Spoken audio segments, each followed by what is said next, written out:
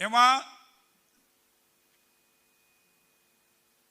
પરમાત્માને પરસીને જે કવિતા નીકળે, સાહિત્યમાં શબ્દો ભર્યા પણ શ્યામની જો સહી નથી તો કાગળ બતાવે કારણો એના કાળજામાં કંઈ નથી.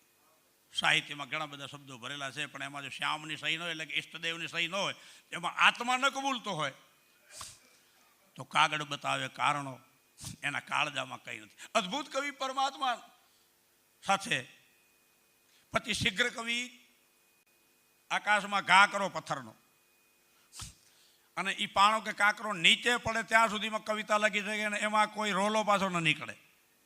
એ મેરુન પતાકાન મરકટીન વ્યાકરણ, એની માત્રા મેળ, રસ ને અલંકાર, એ ક્યાંય રોલો નીકળ્યા વગર જે ગોઠવી શકે એ શીઘ્ર કવિ છે.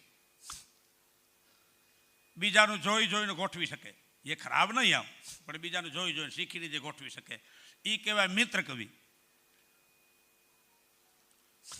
અને ચોથો ચોર કવિ કોને કહેવાય?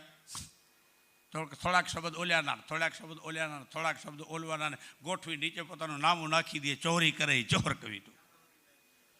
તો અદ્ભુત કવિ, શીઘ્ર કવિ, મિત્ર કવિ અને ચોર કવિ, આ ચાર એના પ્રકાર છે.